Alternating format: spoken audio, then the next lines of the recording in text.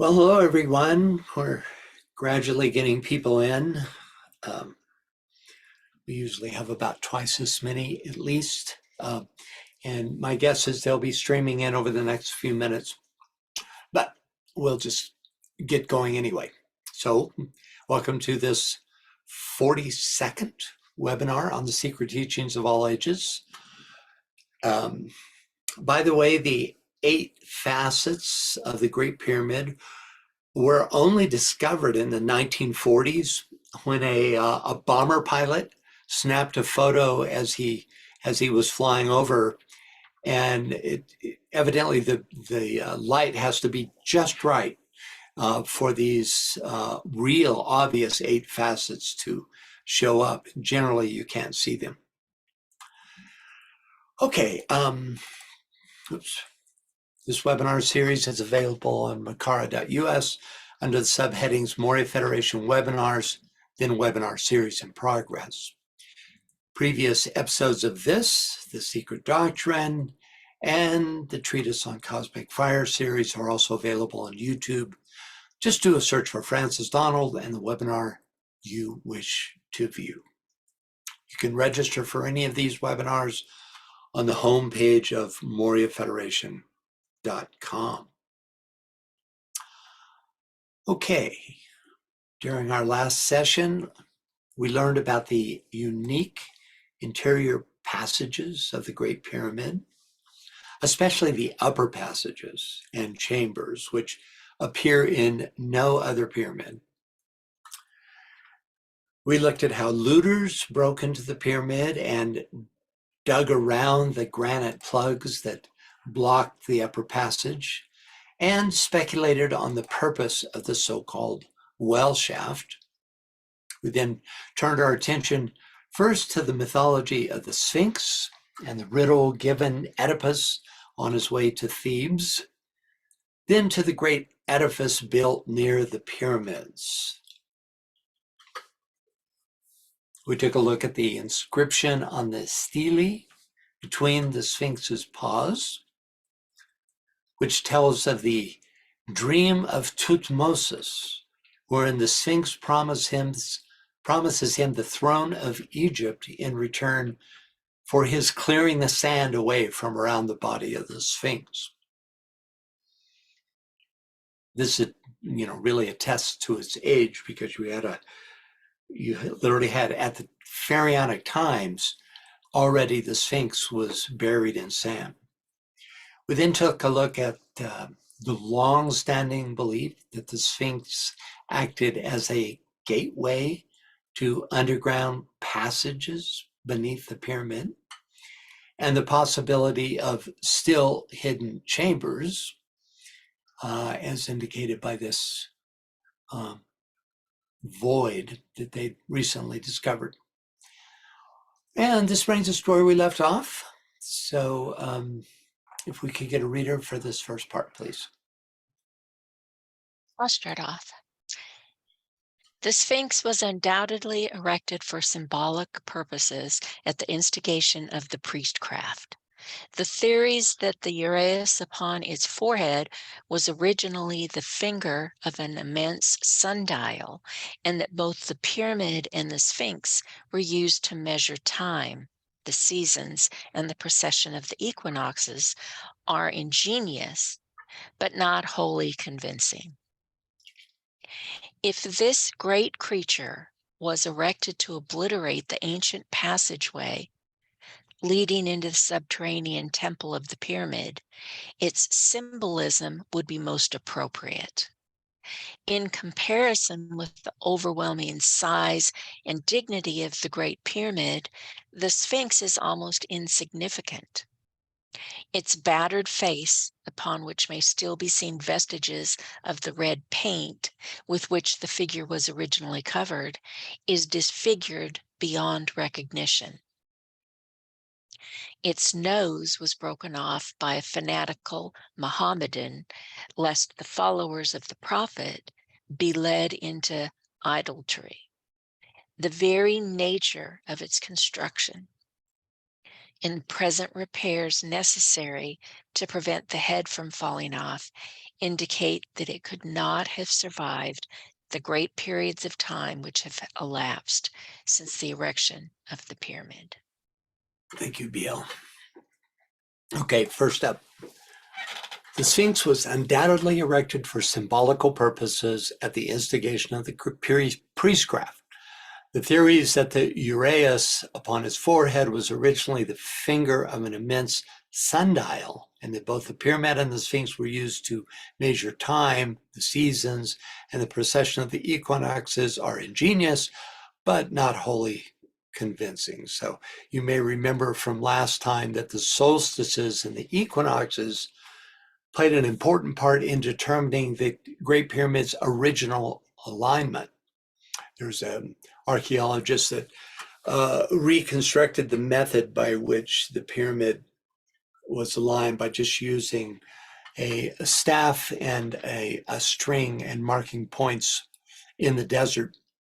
But the uraeus as a sundial seems improbable, since its shadow would fall on uneven surfaces of the face and body of the Sphinx. The term uraeus, which means rearing cobra, is a symbol for the goddess Wadjet and was always found on the crown of this pharaoh, whose position on the forehead suggests an opened third eye, which in turn suggests that his or her role as ruler, the pharaoh in his or her role as ruler, the pharaoh acted as an intermediary between the gods and the Egyptian citizenry. This would require that the pharaoh be a true initiate, which I believe they were, at least into the Ptolemaic, the latest era of Egyptian pharaohs. By the way, you can ask questions, make comments anytime during this. I won't be constantly asking you whether you want to make comments, but anytime you would like to, please jump in. Next up, if this great creature was erected to obliterate the ancient passageway leading to the subterranean temple of the pyramid, its symbolism would be most appropriate. Appropriate because in the Greek myth, the Sphinx guarded the road to Thebes, that road being a symbol for the path that leads to the mysteries. Next. In comparison with the overwhelming size and dignity of the pyramid, the Sphinx is almost insignificant. Here's an aerial view which shows the relative size of the pyramid, and the Sphinx is here. Is of course much smaller, but is certainly not insignificant. Next, its battered face, upon which may still be seen vestiges of the red paint with which the figure was originally covered, is disfigured beyond recognition. Its nose was broken off by a fanatical Mohammedan, lest the followers of the prophet be led into idolatry. So here are some reconstructions of what the Sphinx may have looked like. There's no evidence that the nose was broken off by a fanatical Muslim. In fact, the defacing of the Sphinx may have taken place centuries before Mohammedanism existed. It was believed for a long time that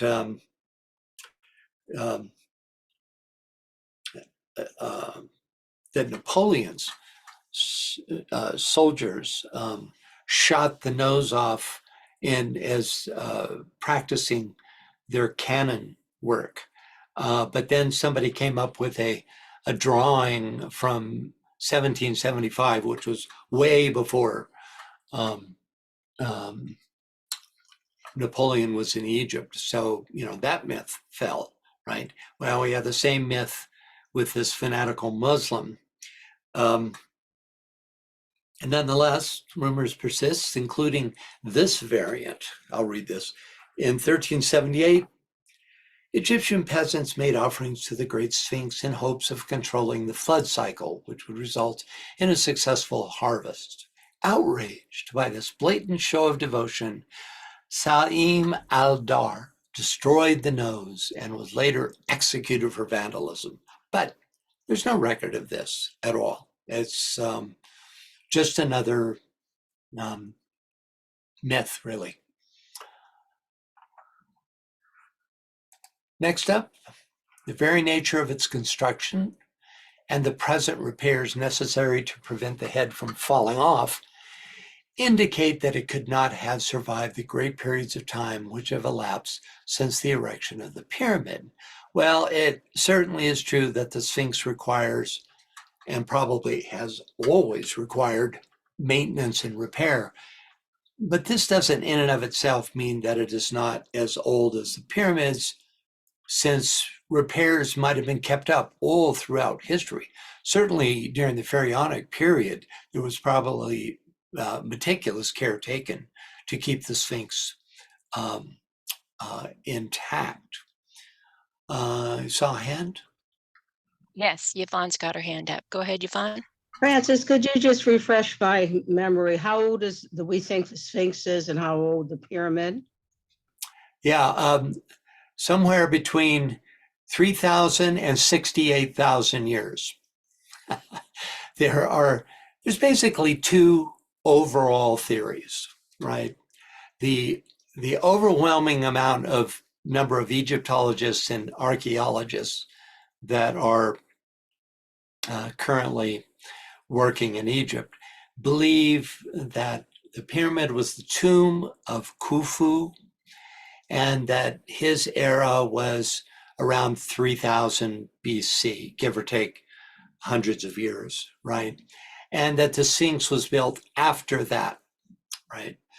But the Ageless Wisdom teachings generally put these dates way, way, way much earlier, because there were alignments with the stars, particularly Vega, which is like the fifth brightest star in the heavens, at much earlier periods. Well, just because the stars were bright in those early days doesn't mean that's when the pyramid was built.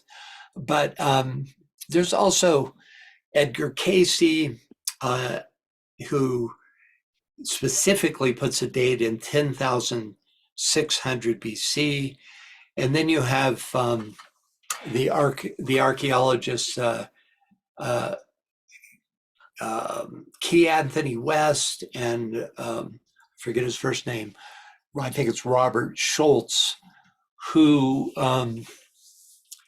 have determined that because of the salt deposits in the Sphinx and the pyramid, that they had to have undergone immersion in the sea, which would have then put it on the other side of a great ice age, and that puts them back many, many thousands of years earlier. So there's no consensus except among modern Egyptologists who generally connect it with the Old Kingdom pharaohs.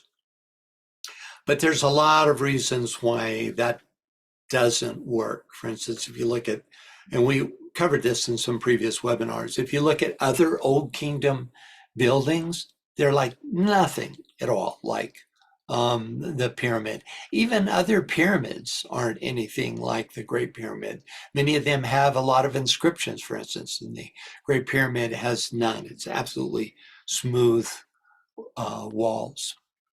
So not a satisfying answer, but that's the thought on that. Thank you. You bet. Okay, next up, the very nature of its construction. Hold on a minute. Okay, yeah. And Veronica, you've got an open mic. Did you want to ask your question that you typed in? No, sorry, my mic was open by mistake. I don't know why it happened. I didn't open it. I But can look Okay. I have All right. I did type a question. I was wondering why the nose was destroyed.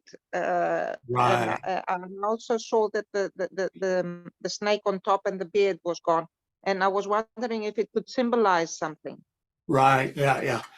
Well, when the Christians came in, they defaced a lot of um, older images, especially statues of gods. And often what they do is take a hammer to the nose because it was the thing that stuck out the most, not because it was particularly symbolic. And we could have the same thing going on here. This would have been the easiest feature to destroy. Otherwise, you would have to really destroy the whole face altogether. The beard is thought to have just simply fallen off as a result of its fragile connection to the original, but they don't know. And the same thing with the uraeus, it would have been much more fragile, and its connection, it would have been not carved from the original limestone block that the Sphinx was carved in, so it would have just fallen off. The same thing with the headdress, though the headdress may have been stripped because it might have been gold leafed or something like that. Kind of might have been looted in really ancient times. Yeah, and that's about all I can say on that. Okay, Thank you. you bet. So next, the very nature of its construction and the present repairs. Did I read this? Yeah, I did. Okay, next up, can we get a reader for this, please? Yes, and Veronica, can you read that for us, please? The Sphinx. To the Egyptians, the Sphinx was the symbol of strength and intelligence. It was portrayed as androgynous to signify that they recognized the initiates and gods as partaking of both the positive and negative creative powers. Gerald Massey writes, "This is the secret of the Sphinx. The orthodox Sphinx of Egyptian is masculine in front and feminine behind. So is the image of Sut Typhon, a type of horn and tail, male in front and female behind. The pharaohs who wore the tail, there's something I can't, who wore the tail of the lioness or cow behind them, were male in front and female behind. Like the gods, they included the dual totality of being in one person, born of the mother, but of both sexes as the child. See the natural genesis. Most investigators have ridiculed the Sphinx and without even Deigning. deigning to investigate the great colossus, have turned their attentions to the more overwhelming mystery of the pyramid." Thank you. Thank you. Okay, so first, to the Egyptians, the Sphinx was a symbol of strength and intelligence. Strength, symbolized by the lion, is an aspect of deity, whereas the intelligence is the highest realization of the form aspect and thus provides the bridge between form and spirit. In combination, they represent both the involutional will to be of deity, or spirit-seeking expression in the form world, as well as the evolutional will to become of the disciple on the path of return. To my mind, the involutional will to be of deity is actually better represented by Sekhmet than the Sphinx, because here the strength or will aspect is symbolized by the lion's head, which both controls and expresses itself through the form aspect, symbolized by Sekhmet's feminine lioness body. On the other hand, the Sphinx, whose head and body are reversed from that of Sekhmet, suggests the evolutional path of return, because here the lion represents animal man at its highest point of evolution, which is gradually controlled through soul-infused intelligence represented by the human head. Another image suggesting this stage of awareness is the eighth arcanum of the Tarot, entitled Strength. If we look at this arcanum from a theosophical point of view, the infinity symbol represents the monad, the feminine figure, the soul, and the lion, the soul-infused personality. This interpretation suggests a possible connection between the Sphinx and the Great Pyramid, with the latter representing pure deity and the former the means of achieving awareness of deity. Okay, next. It was portrayed as androgynous to signify that they recognize the initiates and gods as partaking of both the positive and negative creative powers.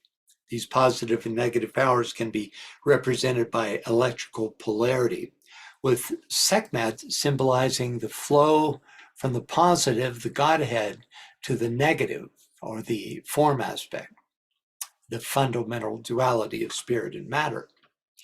If we continue with this hypothesis, the Sphinx can be seen as representing the reverse polarity, symbolizing a personality that is negatively polarized and thus receptive to soul impression, demonstrating through a radiant, positively charged, soul-infused personality.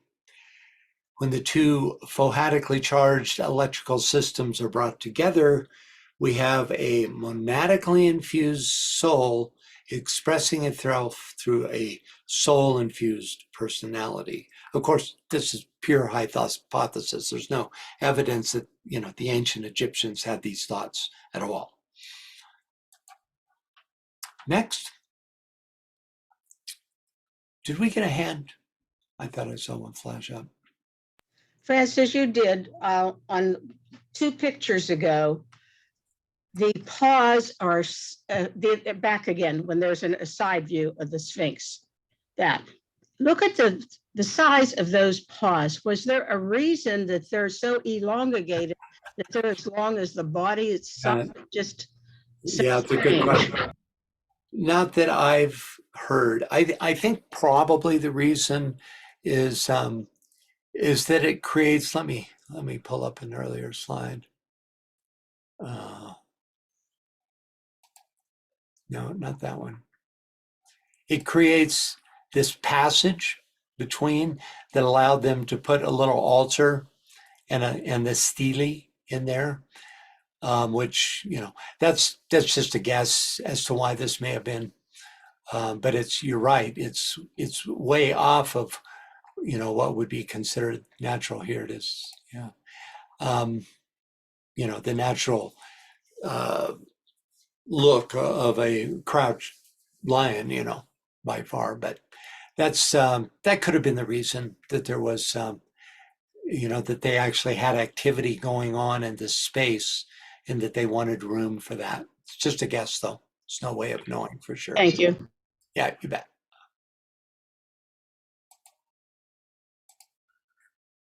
Okay.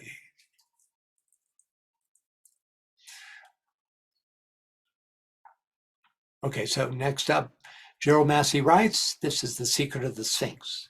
The Orthodox Sphinx of Egypt is masculine in front, feminine behind. So is the image of Ptah, a type of horn and tail, male in front and female behind.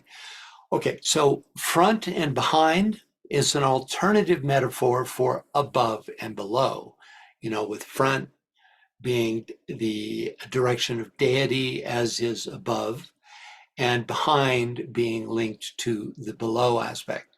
Thus, masculine spirit in front and feminine form behind. Typhon was the mother of the 7, the universal form aspect.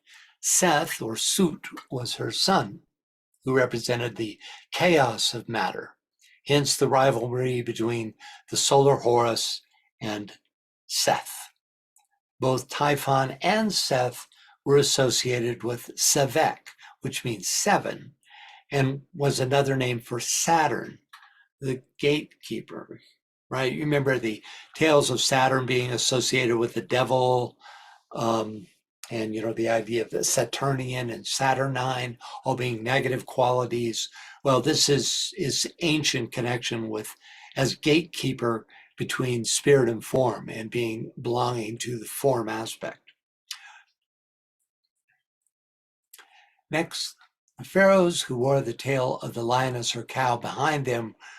Wait a minute, did I just read this? Oh no, Well, you did the one before, above it.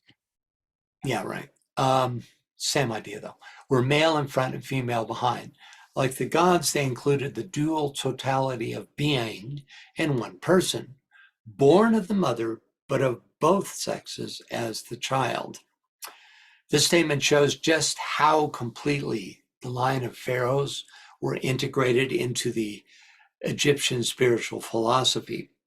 The uraeus and the bull's tail, which are shown here, the uraeus and the bull's tail here, represented spirit and form.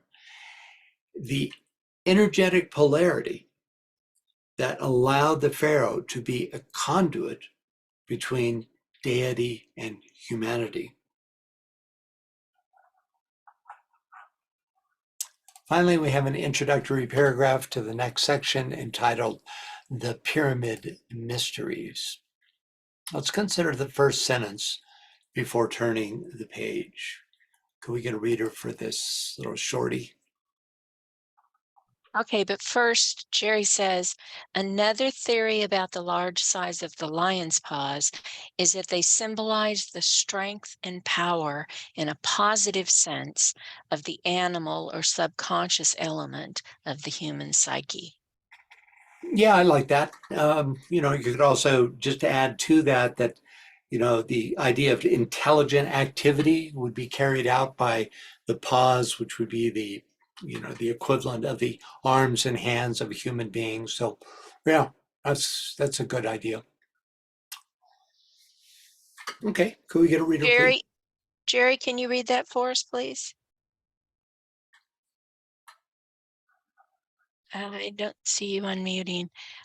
Vivian also adds the cheetah has very long forelegs, speed being the essence. Mm-hmm. Yeah, another cat-like a reference for sure. And then Heidi says they are also an imprint into the form of the earth plane. Yeah, there's a stronger connection through those elongated paws with really having them connected with the earth, which is what they represent, basically, the form aspect. Okay, Jerry, you want to go ahead and read that? Yes. The word pyramid is popularly supposed to be derived from, I'm not sure how you pronounce that, fire. Yeah, don't worry about that. We'll get into that in a minute. Fire, thus signifying that it is the symbolic representation of the one divine flame, the life of every creature. John Taylor believes the word pyramid to mean a measure of wheat, while C. Piazzi Smith favors the Coptic meaning, a division into 10. Thank you. Is Anne Veronica with us today? Or Yes. anybody from the Greek contingent? I'm here, yes. Could you pronounce this? Is that readable to you? Pyr, it means fire. Fir, yeah. Okay, yeah. That I just wanted to double check because that's what my research brought up, right? So we're talking about this word. Sorry, It was actually, pronounced- it's not fire. We've got fire, and what is the equivalent of fire? It means fire, but it's something more esoteric. Okay. Thank you. Right, that's what I was. Because in Greek, fire is fotia, but fire is also pyr, but it's a high equivalent of the fire. Yeah. Actually, that's exactly what I was hoping to get from you is that level of understanding, because even the research I did didn't bring that up. It's pronounced he in Old English. It was pyre or pier in modern English. The idea of the pyramids symbolizing the one divine flame or life aspect is borne out by its ascending geometry, wherein the 4 of the base ascends to the 1 of the summit by means of the 3 of the triangular sides. The sum of the points representing the 4 corners of the base and the point of the summit is 5, the number of manas and humankind. And the sum of the 4 triangles, triangular sides, is 12, a number for cosmos. Thus, the geometry of the pyramid symbolically unites the microcosm with the macrocosm. When used in ritual, that numerical symbolism becomes actual magical methodology. And we'll be talking more about these numbers in a little bit. Francis? Yeah. Reference the, I'm sorry, Anne Veronica, the pyre or the fire. Heidi says a higher octave. Well, certainly, the fire of mind, for instance, would be the higher octave, and the whole monastic plane is considered the plane of fire, and it would be probably this fire. Would you say, Anne Veronica, would that be correct in saying that? Yes, it's a higher octave. Yeah, and generically you could call it this fire of spirit by comparison to physical fire. Yes, and it's like we say flame and fire are 2 different octaves of something that's the same. Right. Because when we say flame, there's fire also with the flame. Right, and DK actually makes that distinction too, that flame is a higher form of fire, right? It's the source, you could say. So, you could say that the Adi, the first subplane of the mental plane, for instance, where the monastic permanent atom is, would be flame-like compared to the manifesting planes of manas beneath it, right? Just as an example. There's also the sea of fire at the very first subplane of the cosmic physical plane, right? There we translated η θάλασσα του πυρός, the sea of fire. We use the word pyros. Okay. That's how we translate the higher plane for us in Greek. Interesting. Pyros. Interesting. It's a word pyr. It's a word pyr, but it has some. The endings have some meaning to us. I see. As you put I, you, he, she in front, we put it at the end of the word. So it's pyros. Gotcha. Okay. Fascinating. Well, we're so lucky to have you with us, so you can explain this. Thank you. And then Scott adds pyramid equals fire in the middle. Exactly. Right. And, certainly not coincidentally, we have the King's Chamber, which is the most mid place, which is considered to be in the Ageless Wisdom teaching the chamber of initiation. So that would be the focal point of that sacred fire. Anyone else? It's a fascinating topic. We're just scratching the surface in these readings. There's a lot more written, a lot more technical descriptions of the numbers and geometry in various different books. Okay, let's see. So we're looking at this. And yes, next, John Taylor's assertion that the word pyramid means measure of wheat.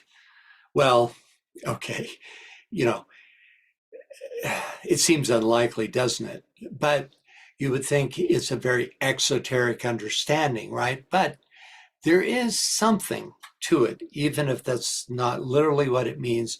There is something of merit in this idea, and we learn that from this passage from Secret Doctrine. Can we get a reader, please? Yvonne, can you read that, please? As soon as I get myself, there we go. Fruits and grain unknown to earth to that day were brought by the lords of wisdom for the benefit of those they ruled from other locus, spheres, say the commentaries. Wheat has never been found in the wild. Wait a minute, I better get a smaller screen, exit full screen here. Wheat has never been found in the wild, and other cereals have been traced to their primogenital forms in very. Wait, you skipped a sentence. I did. Yeah. Wheat has never been found in the wild state. It is not a product of the earth. Okay, well, I'm not getting the whole screen then. Oh, I'm sorry to hear it. No, well, I have the whole picture, but I don't know why that part's missing. It's the very bottom line. Okay, I'll say, get Maybe- someone else to read this one, see if I can straighten this out. Okay. Wheat has never been found in the wild state. It is not a product of the earth. All the other cereals have been traced to their primogenital forms in various species of wild grasses, but wheat has hitherto defied the efforts of botanists to trace it to its origin. And let us bear in mind in this connection how sacred was that cereal with the Egyptian priests. Wheat being placed even with their mummies and found thousands of years later in their coffins. Remember, the servants of Horus gleaned the wheat in the field of Anru, wheat 7 cubits high, from the Book of the Dead. Yeah, thank you. So, it's not a totally profane reference, this idea that the word pyramid means measure of wheat. If we think of it in terms of really what amounts to the food of the gods, right? That which is found in the fields of Anru. But I'm going to go with fire in the middle. It seems to me most obviously the meaning of the term pyramid. I saw a hand. Yes, Yvonne. That's me again. I think I have the full screen this time that Oh, we've great. found in the wild. This reminds me of it. It was brought to, when we were talking about honey and bees, that honey was never native to the earth. It was brought here by the masters for men. And I think wheat was the same thing. It was a gift that was brought for humanity. The Yeah, honey, a gift from Venus is Yeah. one of the teachings Yeah. on this. yeah, I think it was Venus. That's where honey came from. So thank you. I think I have my stuff together now. Good. Well, then, you can read next time when we, at that point. Okay. So now we continue on, wait a minute. First of all, Smythe's theory that pyramid means a division of 10 takes us to the Greek tetractys, in which all manifestation is numerically symbolized. We see it here, the connection between the tetractys and the pyramid, a three-dimensional form of the concepts represented in the tetractys. I would go into it here, but we're going to be getting into this later on. So we'll let it go for now. Okay. We have a comment here from Mary. She says, and this is the discussion on wheat, it makes me think of Ceres as Jupiter's sister, a goddess so important but not well interpreted yet by astrologers, studies for the future. And of course, she is related to cereal Yeah, there's that. and grains and all of that. Yeah. Right. She is also the same goddess as Isis. Very, very much a lunar goddess, though a very highly placed lunar goddess. And so we have that connection. There's the triad of Isis and Osiris, and then the Greek versions of those same goddesses, representing a somewhat more exoteric form of those goddesses, right? And then Hermes stands as the source of this knowledge. So Hermes was said to teach, and you could say the spiritual teacher of Osiris and Isis, who incarnated together to inform humanity. But that's coming up in a later chapter. And then I would also like to say, scientifically speaking, Ceres has come into prominence in recent years when they unfortunately demoted Pluto. They created that category of dwarf planet that Pluto is now part of, and Ceres is also part of that. Kind of You know, she's in elevated the series. asteroid belt between Mars and Jupiter, but yeah, she's the largest Of those. asteroid in there, and they elevated her to that that status of dwarf planet. So she's coming into her own. Yeah. And you can't help but think that she's, representative of that planet that existed, that was torn apart probably by meteoric impact, that was stood between the Earth and Mars. She would be the most representative fragment of that. And so it's, you could say, more likely to be identified Between by, Mars and Jupiter. that's what I meant to say. Yeah, that's what I meant to say, right? I said between Earth and Mars. No, between Mars and Jupiter. Thank you. Okay. So we're here, then we're here. So moving right along, can we get a reader for this, please? Yes, Mary, you want to read that for us, please? Yes.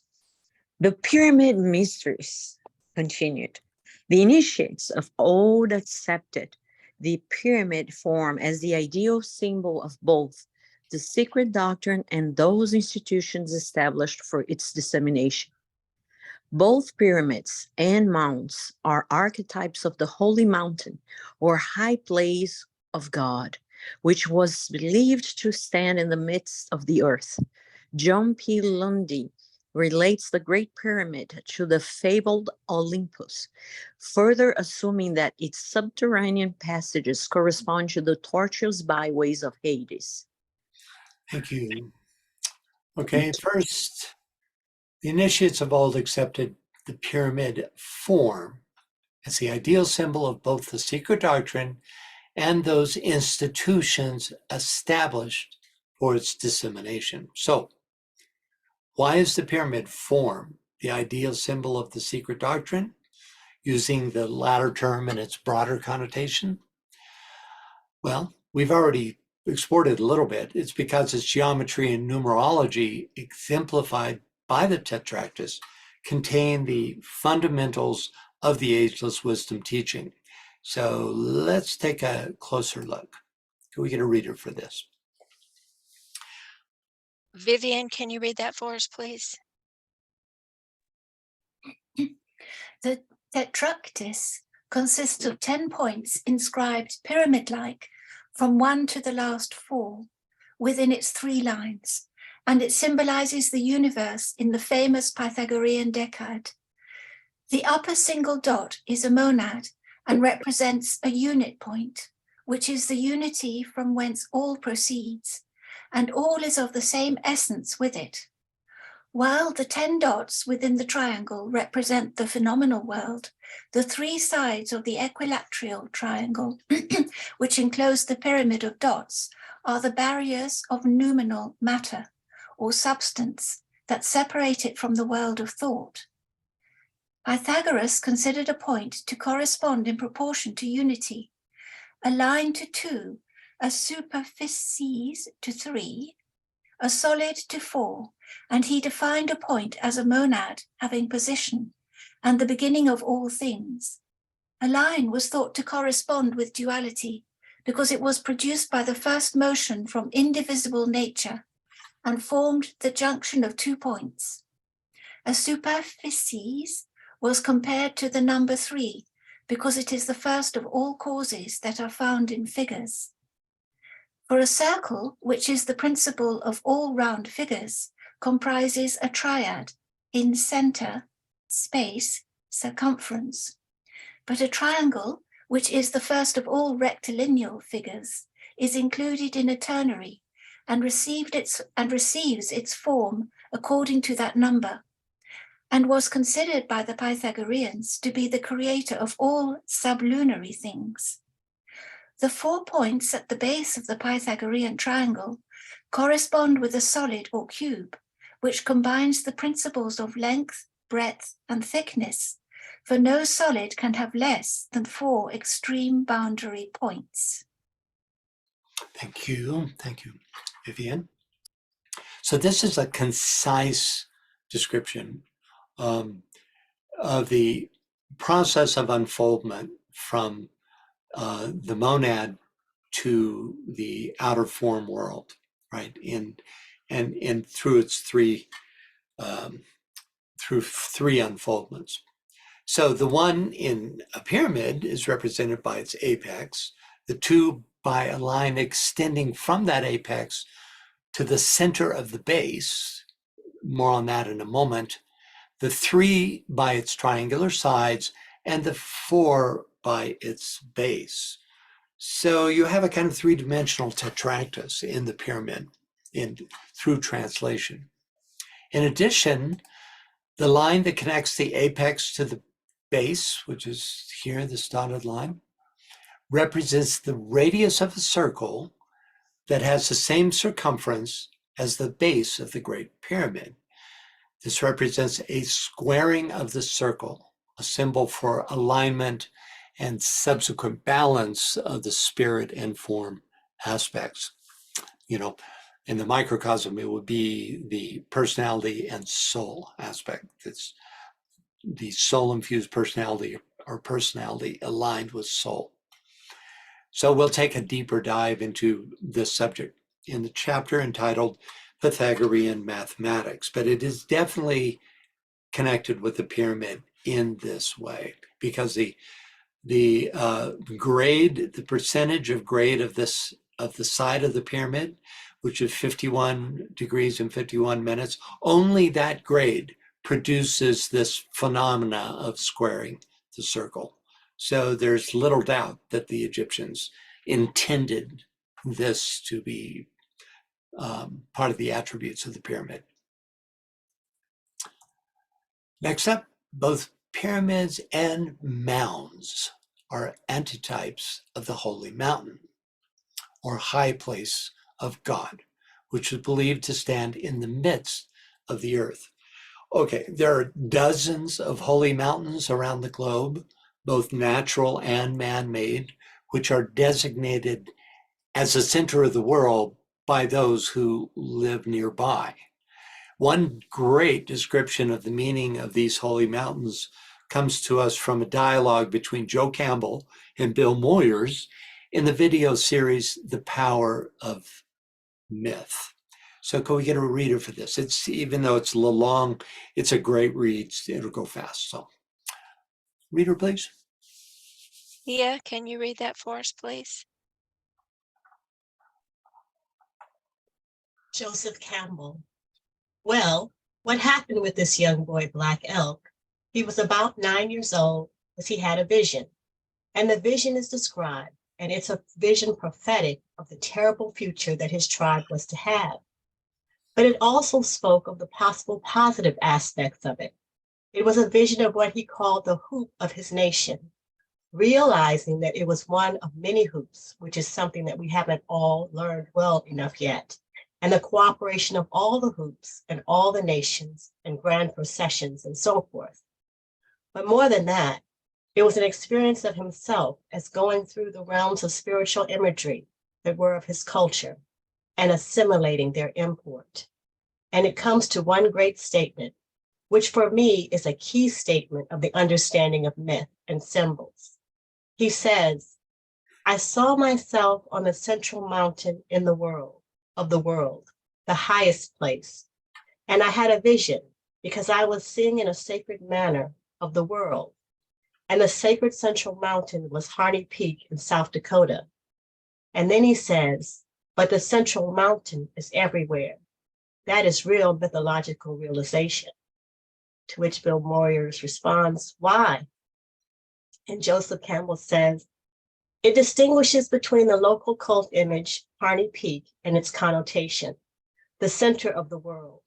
The center of the world is the hub of the universe, axis mundi, you know, the central point, the pole star around which all revolves. The central point of the world is the point where stillness and movement are together. Movement is time. Stillness is eternity. Realizing the relationship of the temporal moment to the eternal not moment, but forever, is the sense of life. Realizing how this moment is your life is actually a moment of eternity, and the experience of the eternal aspect of what you're doing in the temporal experience is the mythological experience, and he had it. So is the central mountain of the world Jerusalem, Rome, Benares, Lhasa, Mexico City? You know, Mexico City, Jerusalem is symbolic of a spiritual principle as the center of the world. Thank you, Tia. So hopefully that illumines this principle a bit. Finally, we have John P. Lundy relates the Great Pyramid to the fabled Olympus. It's another mountain that was considered to be the center of the world. Further assuming that its subterranean passages correspond to the torturous byways of Hades. Well, I'd like to take a look at the actual complete statement from Lundy's book, which was Art and Symbolism of the Primitive Church. Can we get a reader, please?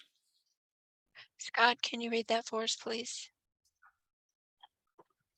Just as the Tower of Babel and the Egyptian pyramids were symbols of Olympus, or the earthly and visible heavens, as the labyrinths under them were mystic representations of Hades, with their sevenfold enclosures corresponding with the seven planetary spheres.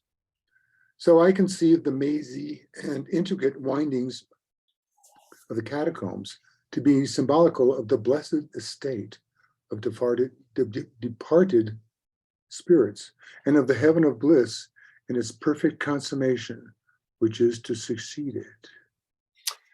Thank you, Scott. So you see, the meaning was similar to what MPH was quoting, but not identical. Mm. Okay, next up, can we get a reader? Rudy, can you read that for us, please?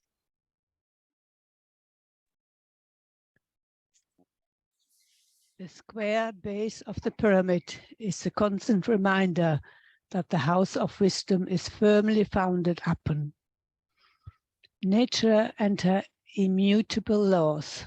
The Gnostics, writes Albert Pike, claimed that the whole edifice of their science rested on a square. Those angles were, I don't know what that says, Yeah, silence. Yeah. Yeah, don't worry about the Greek. Just read the. Yeah, okay. Profundity, intelligence and truth. See Morals of Dogma. The sides of the Great Pyramid face the four cardinal angles, the latter signifying, according to Eliphas Levi, the extremities of heat and cold, south and north, and the extremities of light and darkness, east and west. The base of the pyramid further represents the four material elements or substances from the combinations of which the quarterly body of man is formed. From each side of the square, there rises a triangle, typifying the threefold divine being enthroned within every quaternary material nature. If each baseline we consider a square from which ascends a threefold spiritual power, then the sum of the lines of the four faces, which make 12, and the four hypothetical squares, making 16, constituting the base is 28, the sacred number of the lower world. If this be added to the three septenaries comprising the sun, 21, it equals 49, the square of 7, and the number of the universe. Thank you. Okay, first up, the square base of the pyramid is a constant reminder that the house of wisdom is firmly founded upon nature and her immutable laws.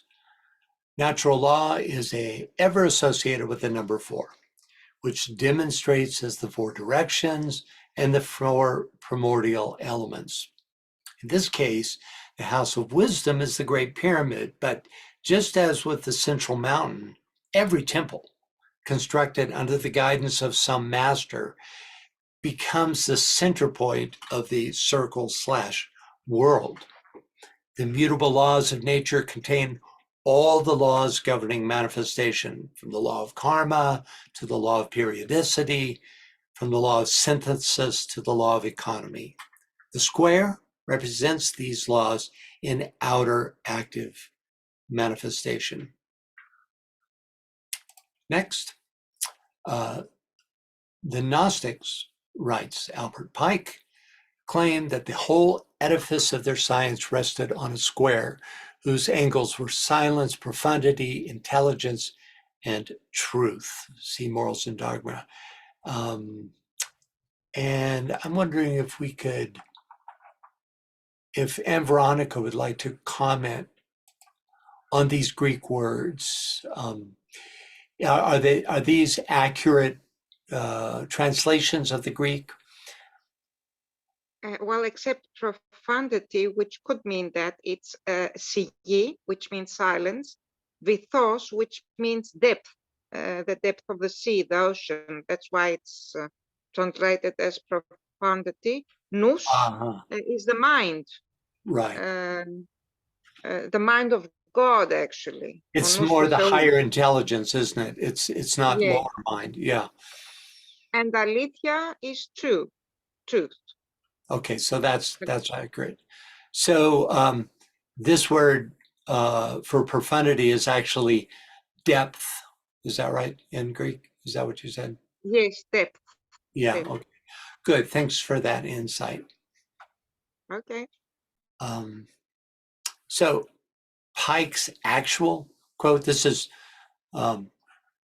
from Albert Pike's Morals and Dogma. So his actual quote emphasizes 4 male-female pairs, which make up the 8 eons of Gnostic thought, not just the 4 terms. So you see the idea of profundity, truth, life. Well, actually, these are different than the ones that were just described, but these are what Pike gives us. Can we get a reader for this? Martha, can you read that for us, please?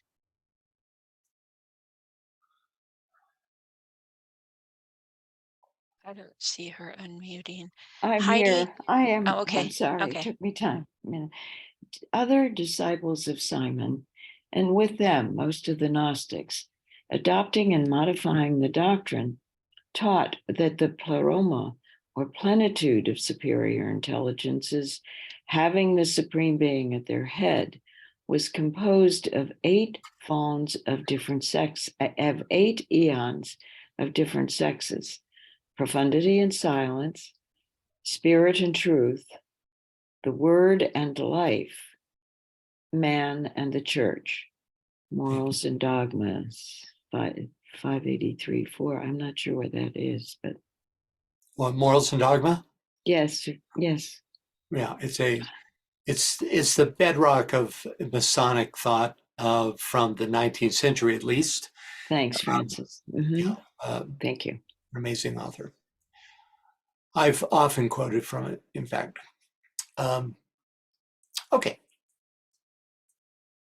Next, the sides of the Great Pyramid face the 4 cardinal angles, the latter signifying, according to Eliphas Levi, the extremities of heat and cold, south and north, and the extremities of light and darkness, east and west.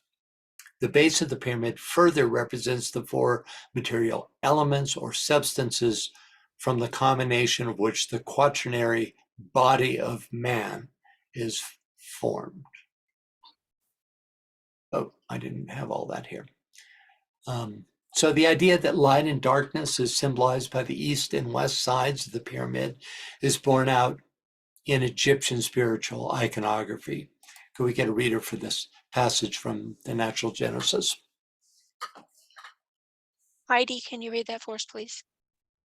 Yeah, Sut Horus, then portrayed as the double manifester of light and darkness on the 2 horizons, with the head of the 2 birds, one being the black vulture, the Ney, the other the gold hawk of the solar fire. It is the figure of the 2 truths of day and dark, the 2 elements of water and fire, with other applications of the type 2 phenomena. Horus was said to duplicate or rise again as the white god. In the Avesta, the good spirit is white, the bad spirit black. In the earlier time, the white and the light god was the golden one. Another name of this dual divinity is Sut Nub, the original of Sothis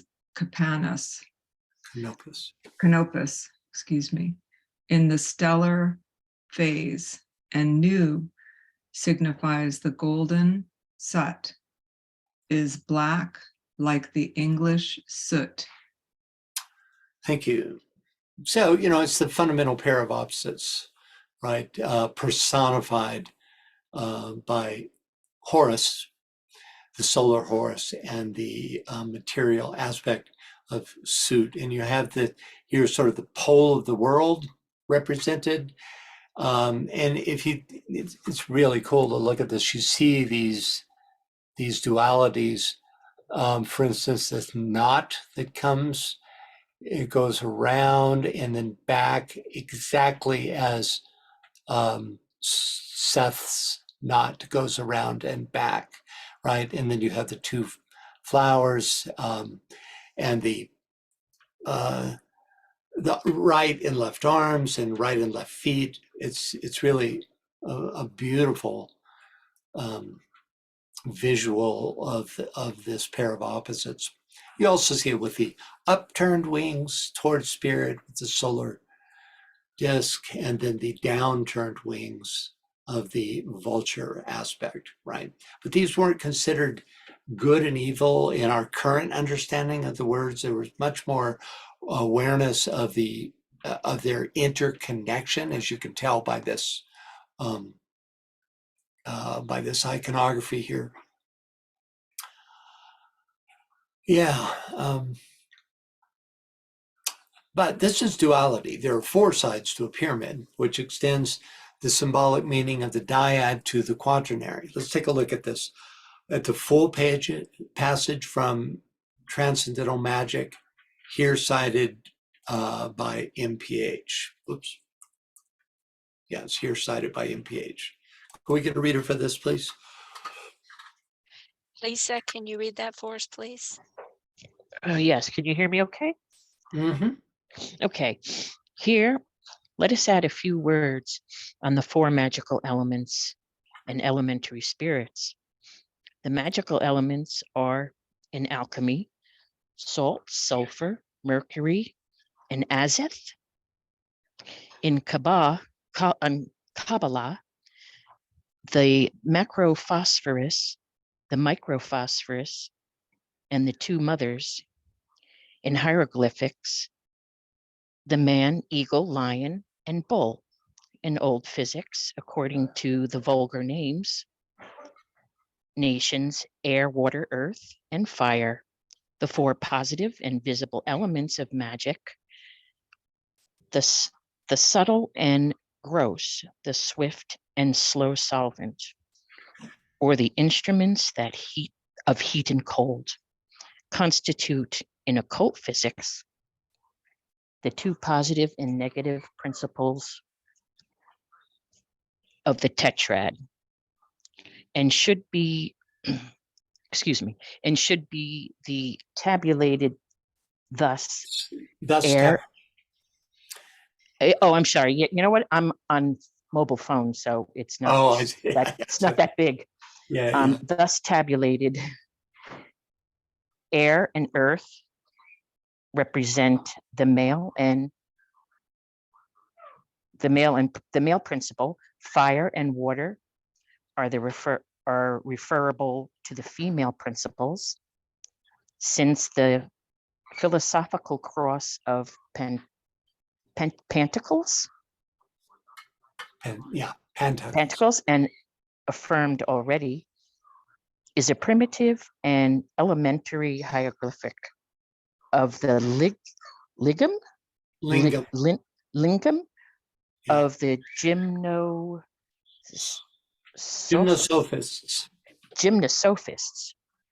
To these four elementary forms correspond the four following philosophical ideas: spirit, matter, motion, rest. As a fact, all science is comprised in the understanding of these four things. Thank you. Yeah, it's tough reading from a phone. Yeah, I'm sorry about that. It is. That's right. I have to minimize and then expand. Yeah, I understand. Okay. So next up, from each side of the square, there rises a triangle typifying the three divine being enthroned within every quaternary material nature. Okay, but first of all, I feel like we rushed by this. This fundamental four, which is the grounding aspect of spirit, is and was almost certainly in the philosophy of the ancient Egyptians in terms of the pyramid. And who knows just what of these ideas that are described by Eliphas Levi they were aware of. I would say, I would think they would be quite aware of them. But it's in combination with the triads and the uppermost point that they gain their particular significance, right? Especially ideas like spirit, matter, motion, and rest. Okay, so next Francis. Yeah. We got a hand up. Go ahead, Tia. Yes, Francis, you know, I had a question about this. So when we talk about, I mean, I think that they're all in elements of four. It's interesting, because I always sort of got this notion that Azoth had a relationship to Mercury. And so there's like this double Mercury here, and salt and sulfur, relating them back to these qualities of air, water, earth, and fire. Could you speak a little bit more about that? No, I can't really. I don't know. Is anybody versed in the subject that she's asking a question about? What is the relationship between these alchemical properties and the properties used most commonly in theosophy of air, water, earth, and fire? Anybody have any idea on this? You know, I could guess. Salt is usually seen as the form. Sulfur is Right. like the active, like an active ingredients of alchemical processing. And So, mercury is a substance. I don't know what Asoth is. yeah, I've not heard that before, but mercury is like it's a substance that actually can connect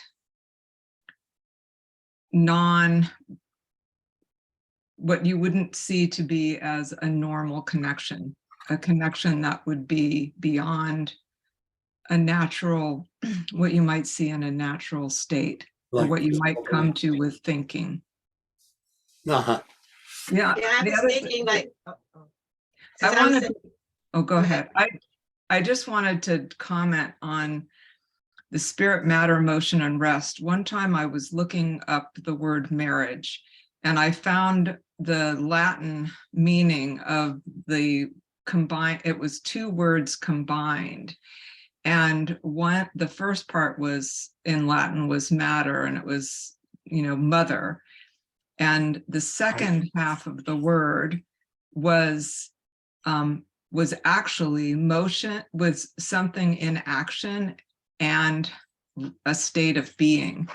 And I thought that was a kind of a fabulous way of looking at this spirit, matter, motion, and rest in this statement of an alchemical relationship that is kind of the gist of what is under the words here. Right. Yes, indeed. You could, I'm sure an alchemist could easily ascribe all these groups of fours together, especially in terms of this salt, sulfur, mercury, and azoth. I haven't done the research to be able to be very helpful in this. I do primary research, but I don't master all the things in these quotes. I just don't have the time to do it. But just to know that they are interrelated, these groups of four is at least a first step. But I think it goes back a lot to what you've been saying about these positive and negative poles. And so, and how they're attracting each other, and how this whole thought process is moving through. Because I think about the Egyptians. They were a truly monastic people, or they had some leftovers from the Atlantean period. So we're really moving into the Manas when we're talking about the Egyptians. Is that correct, or where are they on that? It's one of the first exemplars of the fifth root race. And I think they were very much controlled by rays 1 and 5 and 7. Certainly the hard ray line would be their method, whereas you think of Hindu, and if you think about their art and their focus on Vishnu, you could make a case for them being more on a soft ray line. Just look at their art, the two arts in comparison. But anyway, that's, I'm afraid, all we can do. We are going to get into this subject, at which point I will suddenly become an expert. Well, I think, Francis, that you put it in a beautiful context. There would be no way that we could penetrate this deeper if you had not sort of set this forth with the whole positive and negative, and also the four aspects. So thank you. Yeah, well, for instance, the three crosses in astrology, the axes interrelate in those in the same way that these axes interrelate. And if I had a better understanding, you would see probably be able to better identify the pairs of opposites that are described here. Okay, next up, from each side of the square, there rises a triangle typifying the threefold divine being enthroned within every quaternary material nature. So there is a divine or noumenal fire air, water, and earth. In astrology, this numeral influence is represented by the signs that make up the cardinal cross. The relationship of the triangle to the square can be depicted as either a triangle overshadowing or as a triangle enthroned within a square. Here seen with the Egyptian icons appropriate to the two forms. So spirit intrinsic in matter, the like pyramid, the fire in the middle, that idea, right? And then the transcendent spirit overshadowing matter. It's the two ways of relating triangle and square, right? And in the pyramid, in a way, you have both because it's one unified form, but you have the triangles rising up out of each side of the base. The relationship of the pyramid melds triangle and square through its unique structure, as depicted by the cover of John Taylor's Our Inheritance in the Great Pyramid. Next, if each baseline be considered a square from which ascends a threefold spiritual power, then the sum of the lines of the four faces are the four hypothetical squares. I'm sorry, let me go back. Then the sum of the lines of the four faces, 12, and the four hypothetical squares, 16, constitute the base as 28, the sacred number of the lower world. Of course, this is a lunar cycle, very sublunary number in this, and yet it adds to 10 and thus to 1. So each of these numbers has a deep significance in ancient Egyptian numerology. For example, the number 28 is both a solar and a lunar number. Can we get a reader for this?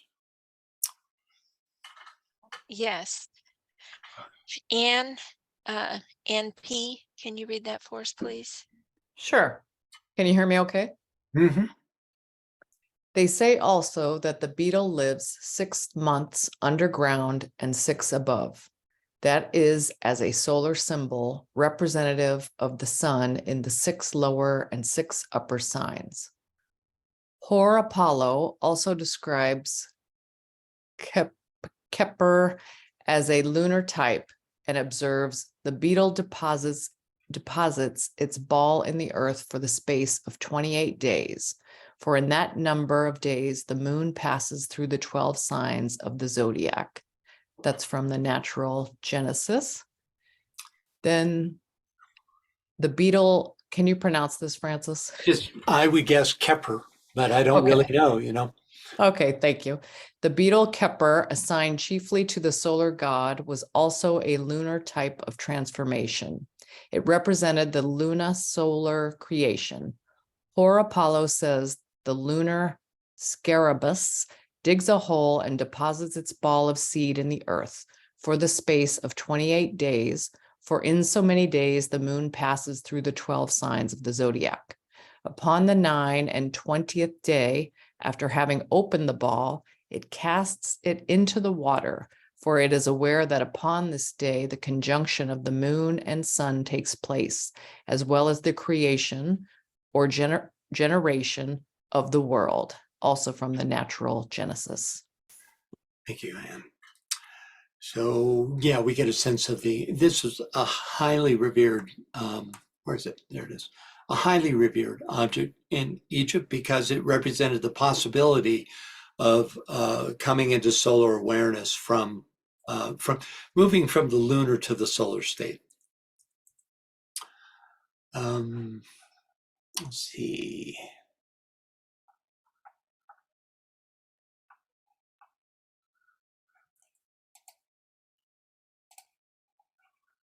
So next up, if this be added to the 3 septenaries composing the sun, 21, it equals 49, the square of 7 and the number of the universe. Oh, he calls it the number of universe. There are 49 subplanes in the cosmic physical on the cosmic physical plane. So inherent in the numeral 49 are the lunar 28 and the solar 21. 21 is a solar number because it represents the sevenfold demonstration of the three logi that make up the solar logos, each demonstrating on 7 planes. An interesting demonstration of 21 can also be found in the triple demonstration of each of the 7 rays.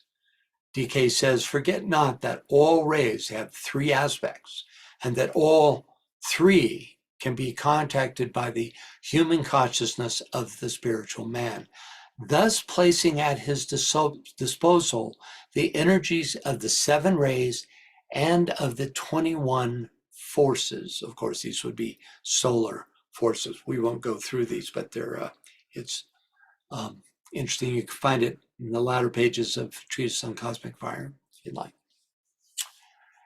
And finally, an occult aphorism from The Secret Doctrine describes the union of the solar 21 and the lunar 28 as a reflection of the 49 fires demonstrating in the human kingdom. Could we get a reader for this, please? Man, it gives all that it bestows on the rest of the manifested units in nature, but develops, furthermore, the reflection of all its 49 fires in him. Each of his 7 principles is an heir in full to and a partaker of the 7 principles of the Great Mother. The breath of her first principle is his spirit, Atma. Her second principle is Buddhi, soul.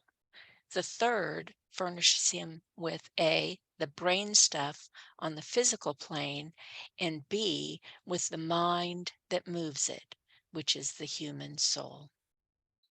Thank you. So you have the 21 within the 49 here. Okay, next up,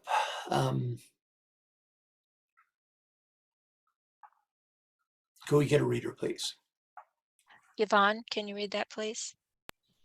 Sure. The Pyramid Mysteries.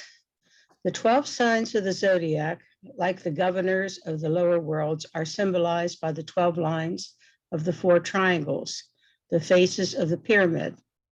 In the midst of each face is one of the beasts of Ezekiel, and the structure as a whole becomes the cherubim.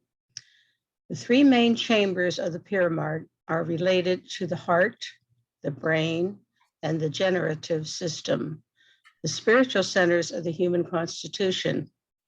The triangular form of the pyramid also is similar to the posture assumed by the body during the ancient meditative exercises. The mysteries taught that the divine energies from the gods descended upon the top of the pyramid, which was likened to an inverted tree with its branches below and its roots at the apex. From this inverted tree, the divine wisdom is disseminated by streaming down the diverging sides and radiating throughout the world. Okay, thank you. Okay, so first, 12 signs of the zodiac, like the governors of the lower worlds, are symbolized by the 12 lines of the 4 triangles, the faces of the pyramid. So the 4 triangles that form the pyramid become, in relation to the 12 signs of the zodiac, the 3 expressions of each of the 4 elements, air, fire, water, and earth, which are in turn related to the 4 cardinal directions. This way, the one life, symbolized by the apex, manifests as a 3-fold demonstration of the 4 elements. This very much relates it to astrology. Next, in the midst of each face is one of the beasts of Ezekiel, and the structure as a whole becomes the cherubim. The quote-unquote beasts of Ezekiel are the symbols for the fixed cross, the bull of Taurus, the eagle of Scorpio, the lion of Leo, and the human of Aquarius. In Christianity, the four are called the tetramorph: Matthew the man, Mark the lion, Luke the ox, and John the eagle. In Theosophy, the four represent the lords of the four directions, the four Maharajas, all meaning ascribed to the number and geometry of the Great Pyramid is modern, as there is, of course, no record from the ancient Egyptians on this subject. When I say modern, the ideas might be quite ancient, but our ascribing them to the meaning inherent in the pyramid is a modern ascription. That's a modern idea to do that.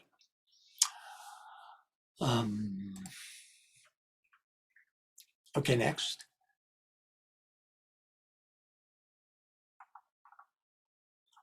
The three main chambers of the pyramid are related to the heart, the brain, and the generative system, the spiritual centers of the human constitution. Again, no direct evidence on this, but it seems right, with the chamber well below the surface of the earth representing the generative principle, the feminine limestone queen's chamber representing the heart and the highest granite-clad king's chamber representing the head, right? The limestone is created through, is formed through the action of water, and of course, granite is formed through the igneous action of fire. Next, the mysteries taught that the divine energies from the gods descended upon the top of the pyramid, which was likened to an inverted tree with its branches below and its roots at the apex. From this inverted tree, the divine wisdom is disseminated by streaming down the diverging sides and radiating throughout the world. Of course, again, there's no evidence that this is what the ancient Egyptians intended.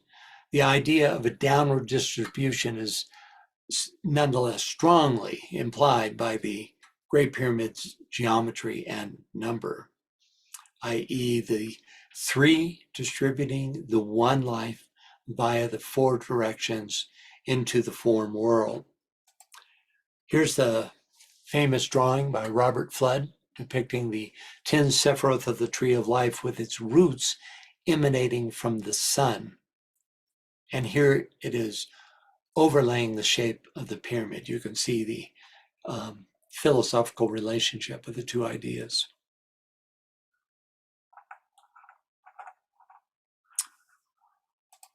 Okay, next up, can we get a reader, please? Scott, can you read that, please? The size of the capstone of the Great Pyramid cannot be accurately determined, for while most investigators have assumed that it was once in place, no vestige of it now remains. There is a curious tendency among the builders of great religious edifices to leave their creations unfinished, thereby signifying that God alone is complete. The capstone, if it existed, was itself a miniature pyramid, the apex of which again would be capped by a smaller block of similar shape, and so on ad infinitum. The capstone, therefore, is the epitome of the entire structure. Thus, the pyramid may be likened to the universe and the capstone to man. Following the chain of analogy, the mind is the capstone of man, the spirit the capstone of the mind, and God, the epitome of the whole, the capstone of the spirit. As a rough and unfinished block, man is taken from the quarry, and by the secret culture of the mysteries, gradually transformed into a true and perfect pyramidal capstone. The temple is complete only when the initiate himself becomes the living apex, through which the divine power is focused into the diverging structure below. Thank you, Scott. First, the size of the capstone of the Great Pyramid cannot be accurately determined, for while most investigators have assumed that it was once in place, No vestige of it now remains. Okay, the size of the capstone, also called a pyramidion, cannot be exactly determined, but measurements since MPH's time have come up with an approximate size, which is dependent on the dimensions of the pyramid's outer sheathing. Could we get a reader, please? Kirsten, I'm sorry, can you read that, please? Yes. Agatharcides of Cnidus reported that the pyramid or Cheops was topped by a pyramidion or capstone of 4 cubits, which could be included in the calculation or excluded depending on the problem to be resolved. Like the obelisks, most pyramids were capped by a pyramidion of precious metal that would sparkle in the first rays of sunlight. Thank you. So if there was a pyramidion on the Great Pyramid and it was sheathed in precious metal, it would have certainly fallen prey to looters in ancient times.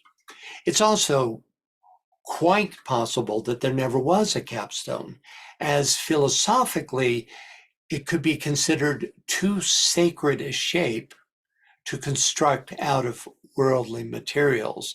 In other words, if it represented the Godhead, then it would naturally be of a higher matter than anything that we could construct it with. Next. Francis? Yeah. Oops, I lost it. I can't find it. Yvonne said, what's a cubit? It's a form of measurement. Does anybody know the relationship between a cubit and inches or meters? Yes, Scott.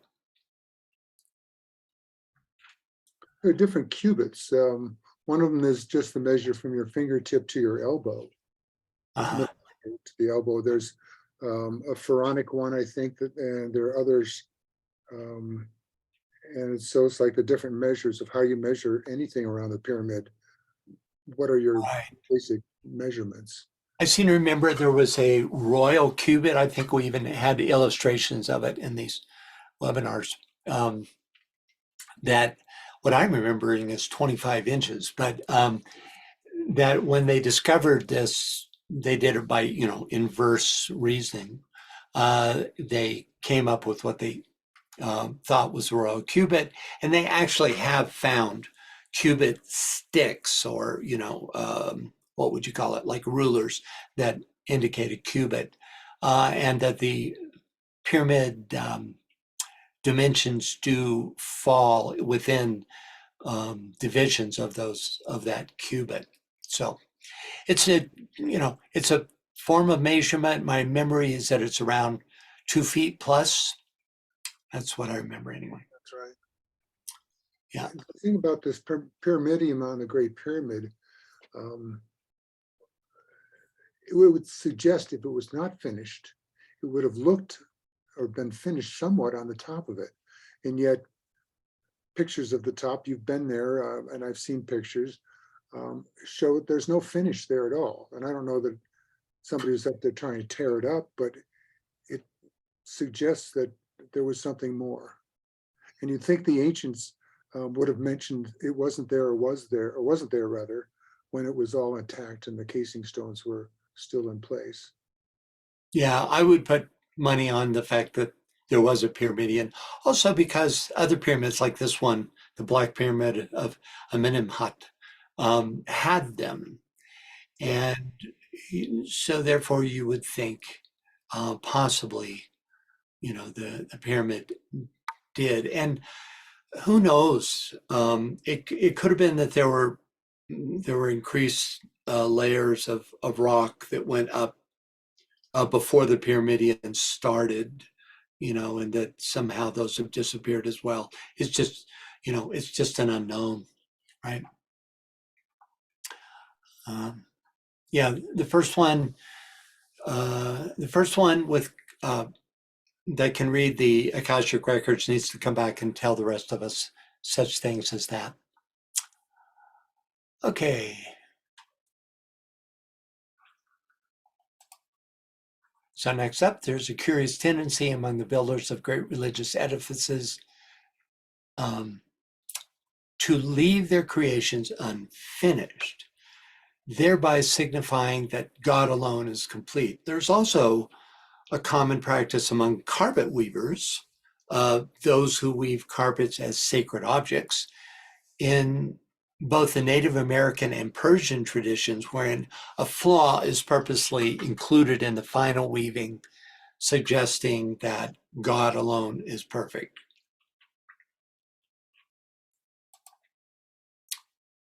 Next, the capstone, if it existed, was itself a miniature pyramid, the apex of which again would be capped by a smaller block of similar shape, and so on ad infinitum.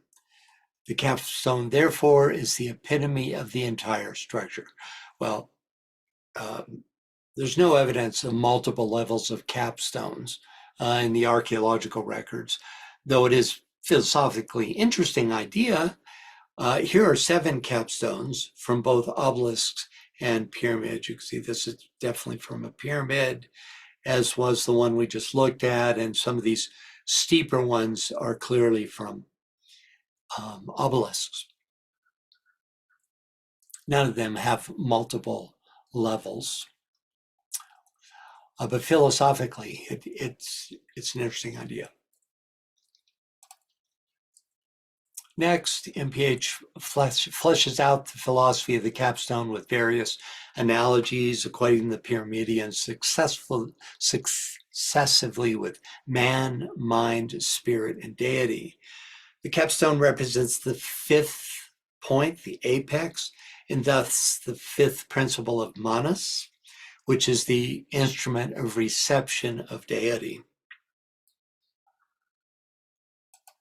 And finally, MPH uses a Masonic analogy, comparing uncivilized man to a rough, unfinished stone, then equating the gradual shaping and truing of the stone to man's alignment with spirit, finally resulting in the perfected capstone, a quote, living apex through which the divine power is focused into the diverging structure below.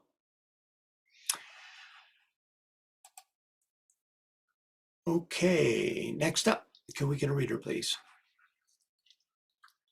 Vivian, can you read that, please? W. Marsham Adams calls the Great Pyramid the House of the Hidden Places. Such indeed it was, for it represented the inner sanctuary of pre-Egyptian wisdom.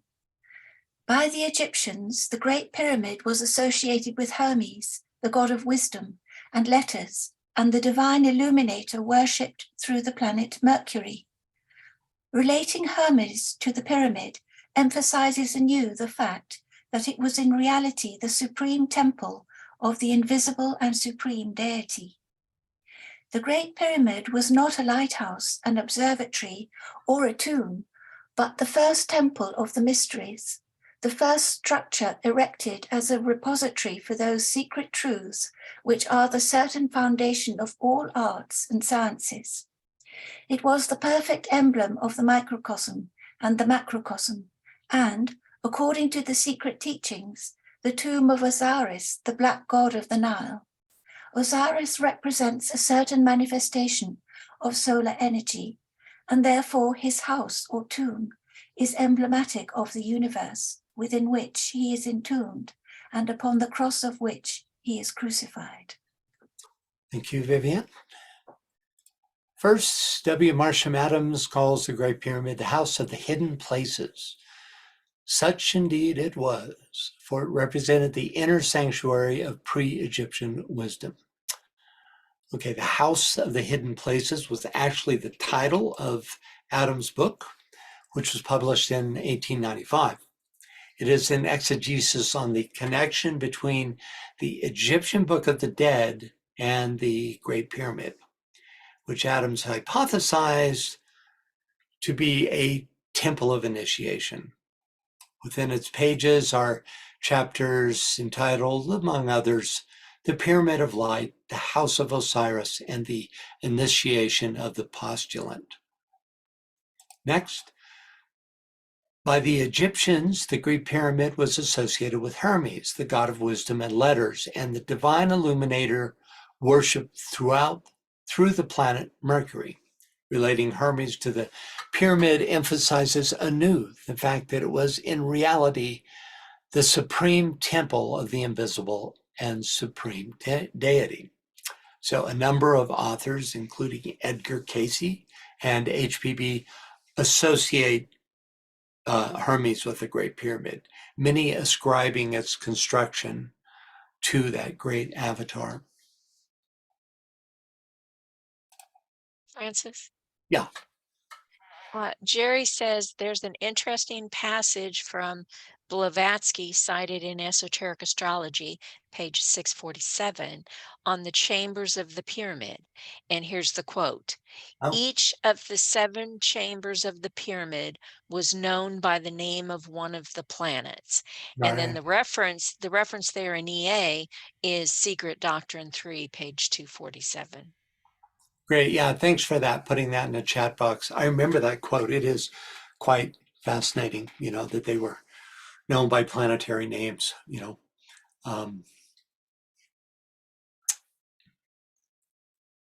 It's one of the few sources that you can really trust in terms of when they make an inscription like that.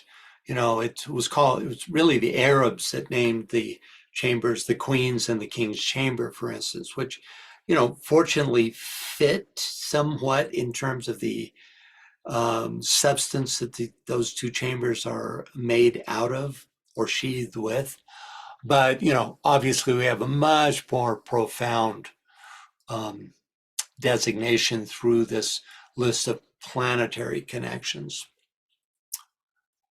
Okay, next up, the Great Pyramid was not a lighthouse, an observatory, or a tomb, but the first temple of the mysteries, the first structure erected as a repository for those secret truths which are the certain foundation of all arts and sciences. Well, the Great Pyramid was certainly never a lighthouse, but there are credible theories that it was used as an observatory before its completion. So, when the pyramid reached this stage and the Grand Gallery was at this level, and therefore the ramp of the Grand Gallery emerged onto this flat stage, there have been those who believe that at that point it was possibly an observatory. Could we get a reader for this? Yeah, can you read that, please?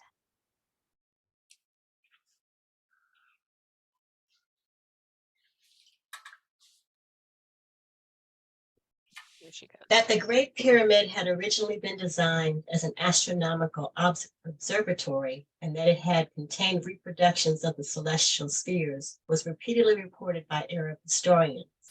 Yet none could put forward a sensible solution as to how its steep polished sides could be climbed as an observatory, or its interior passages employed for observations. That is, until the appearance for a book shortly before the turn of the century by the British astronomer Richard A. Proctor, called the Great Pyramid Observatory, Tomb and Temple. Proctor found a reference to the works of the Roman Neoplatonic philosopher Proclus to the effect that the pyramid had been used as an observatory before its completion. Analyzing the report, which means in Proclus's commentary on Plato's Timaeus, Proctor theorized that the pyramid might have made an excellent observatory at the time it had reached the level of the Grand Gallery, which would have given onto a large square platform where the priests could observe and record the movements of the heavenly bodies, the secrets of the pyramid. Thank you, Tia. Okay, we're out of time. The next webinar is actually going to be a pre-full moon webinar connected with Moray Federation. I believe that's on the 5th of February. And then the next, the webinar after that will be a treatise on cosmic fire on the 10th. This webinar here is an early pickup. It was normally would appear on Sunday, the first Sunday of February. So we're picking that up now. So next time we meet will be for the pre-full moon on the 5th, and after that on the 10th for cosmic fire. And what's the next? Secret Doctrine is on the 19th of February. Okay.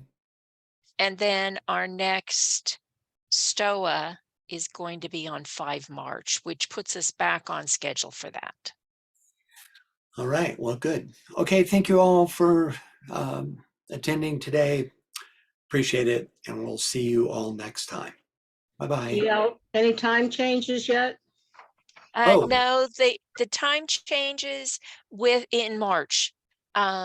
That second week in March, the 10th of March, is when North America changes time, and that's when we'll change the times of the webinars. So we're good for the next couple of them coming up. Good. Okay. Thank you all. Bye-bye. Goodbye, everybody.